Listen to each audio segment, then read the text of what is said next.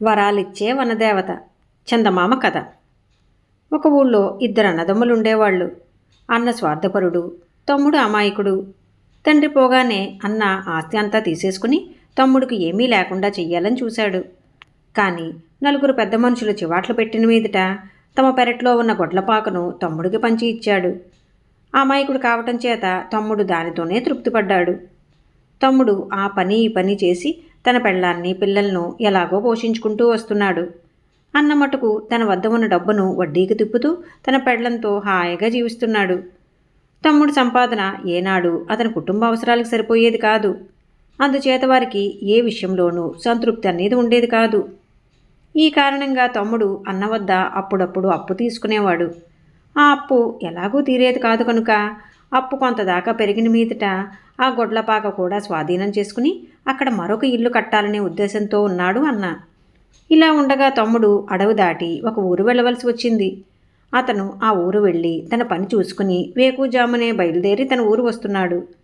సూర్యోదయం అయ్యేసరికి అతను ఒక చిన్న కొలను దగ్గరికి వచ్చాడు. ఆ కొలంలో ఒకే ఒక బంగారు రంగు గల తామర మొగ్గ ఉంది. తమ్ముడు చూస్తూ ఉండగానే ఆ మొగ్గ మీద సూర్యకిరణాలు పడ్డాయి. వెంటనే అది విచ్చుకున్నది. అపూర్వమైన ఆ బంగారు తామర పుష్పాన్ని చూసి ముగ్ధుడై తమ్ముడు దాన్ని కోసేసుకున్నాడు. అదే క్షణంలో అక్కడ ఒక స్త్రీ ప్రత్యక్షమైంది. ఆమె దేవతా స్త్రీలాగా కనిపించేసరికి తమ్ముడు ఆమెకు నమస్కరించాడు. ఆ దేవతా స్త్రీ అతనితో, ఈ కొనల్లో రోజు ఒకే ఒక పువ్వు పూస్తుంది. దాన్ని నేను నా పూజకు ఉపయోగించుకుంటాను. అందుచేత నువ్వు కోసిన పుష్పాన్ని నాకిచ్చి దానికి బదులుగా ఏదైనా వరం కోరుకో అని చెప్పింది. తమ్ముడు పశ్చాత్తాపంతో, దేవి, నేను తెలియక కొలంలో దిగి ఈ పుష్పాన్ని కోశాను. ఈ కారణంగా తప్పు నాదే. ఈ భాగ్యానికి వరం దేనికి? నీ పుష్పాన్ని నువ్వు తీసుకో అంటూ బంగారు కమలాన్ని ఆమెకిచ్చాడు. నువ్వు చాలా మంచివాడివి. నీ మంచితనానికి మెచ్చి వరం ఇవ్వదలిచాను. ఏదైనా కోరుకో అన్నదామె. తమ్ముడు కొంచెం ఆలోచించి, దేవి, బీదరికం చేత మా ఇంటిల్లి పాది అసంతృప్తితో బతుకుతూ ఉన్నాం. మాకు ఏనాటికి అసంతృప్తి అనేది లేకుండా అనుగ్రహించు అన్నాడు. చాలా తెలివిగా వరం కోరావు. ఏ వరం కోరినా మనిషి చివరకు కోరేది సంతృప్తే. మరొక వరం కోరినట్లయితే ఇంకా మంచి వరం కోరకపోతేనే అన్న అసంతృప్తి నీకు ఉండేదే అని చెప్పి దేవతాస్త్రీ అదృశ్యమైంది. తమ్ముడు సంతోషంగా ఇంటికి తిరిగి వచ్చాడు. అది మొదలు అతని ఇంటి జీవితమే మారిపోయింది. అతను ఎంత తీసుకువచ్చినా అందరికీ సరిపోవటమే కాక కొంత మిగులుతున్నది. అతని ఇంట ఏ విషయంలోనూ ఎవరికీ అసంతృప్తి అన్నది లేదు. అతను అన్న దగ్గరికి అప్పు కోసం వెళ్ళకపోగా చేసిన అప్పులన్నీ క్రమంగా తీర్చేశాడు. తమ్ముడి సంసారం పచ్చగా ఉన్నట్లు కనబడేసరికి వాళ్ళకేదో నిధి దొరికి ఉంటుందనుకున్నాడు అన్న. తమ్ముడు బోళావాడు కనుక అడిగితే చెప్పేస్తాడనుకుని వెళ్ళి, ఏం తమ్ముడు, అంతా కులాసాగా ఉంటున్నారా? నా అప్పంతా తీర్చేశావు, మళ్ళీ అప్పుకంటూ రాలేదు. ఏమిటి విశేషం? నా దగ్గర దాపరికం దేనికి అన్నాడు. ఏమీ లేదన్నయ్యా, ఉన్నదాంతోనే మాకు జరుగుబాటు అవుతున్నది. అంతేకాక నేను కష్టపడి సంపాదించే దాంట్లో కాస్తా కూస్తా మిగులుతున్నది కూడా.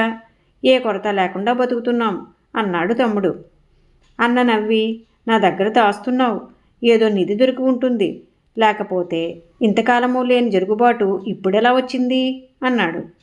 తమ్ముడు దాచకుండా అన్నతో అడవిలో కొలను గురించి, తామర పువ్వు గురించి, దేవత గురించి, ఆమె ఇచ్చిన వరం గురించి వివరంగా చెప్పాడు. అంతా విని అన్న తమ్ముడితో ఏమీ అనకుండా ఇంటికి వచ్చేసి దేవతను ఏం వరం కోరాలో తెల్లవార్లు ఆలోచించి తేల్చుకున్నాడు. అతను మర్నాడు ఉదయం సూర్యోదయం కాకపూర్వమే అడవిలో ఉన్న కొలను చేరుకున్నాడు. కొలంలో ఒకే ఒక బంగారు తామర మొగ్గ ఉంది. సూర్యకిరణాలు తన మీద పడగానే అది విచ్చుకుంది. వెంటనే అన్నదాన్ని కోసి తన 2 చేతుల మధ్య గట్టిగా పట్టుకున్నాడు. అంతలో వనదేవత రానే వచ్చింది. ఆమె అన్నను, అతను పువ్వు పట్టుకున్న వాలకాన్ని చూసి అతను కావాలనే ఆ పని చేశాడని గ్రహించి, ఆ పువ్వు నాది, నాకిచ్చేయి అన్నది. అన్న మికిలిగా నవ్వి, నాకు వరమిస్తే పువ్వు ఇస్తా, లేకపోతే ఇవ్వను అన్నాడు. వనదేవత వాణ్ణి చూసి అసహ్యించుకుంటూ, నీకేం వరం కావాలి అని అడిగింది. ముందే ఆలోచించి పెట్టుకున్న అన్న, నేను అనుకున్నదల్లా జరగాలి అన్నాడు. వనదేవత వాడికి అలాగే వరమిచ్చి బంగారు కమలం తీసుకున్నది. అన్న ఆనందానికి మేరలేదు. కొలను గట్టును ఉన్న మామిడి చెట్ల నిండా పళ్ళుండాలి అనుకున్నాడు. అలాగే జరిగింది. వాడు తిన్నన్న పళ్ళు తిని ఇంటికి వెళ్ళి తన ఇల్లు పెద్ద భవంతి కావాలనుకున్నాడు. అలాగే జరిగింది. వాళ్ళకిప్పుడు దేనికి లోటు లేదు కనుక ఇంటిల్లిపాది పంచపక్ష పరవాణాలతో విందారగించారు. ఆ సాయంకాలం అన్న భార్య తన తోటికోడలికి మరిదికి తమ గొప్ప చెప్పుకొనటానికి పాకకు వెళ్ళింది. ఆమె చీకటి పడి పాక నుంచి వస్తుండగా గదిలో పరధ్యానంగా కూర్చుని ఉన్న అన్న పెరట్లోకి తొంగి చూసేసరికి ఎవరో నల్లగా తమ ఇంటికేసి రావడం కనిపించింది.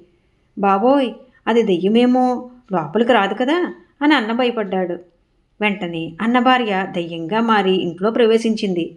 ఈ దెయ్యం నన్ను మింగేస్తుందేమో అని మళ్ళీ అనుకున్నాడన్న. అంత పని జరిగింది. దెయ్యం అన్నను మింగేసి ఎటో వెళ్ళిపోయింది. అన్నకు పిల్లలు లేకపోవడం చేత అతని భవంతి మిగిలిన ఆస్తి తమ్ముడికే సంక్రమించింది.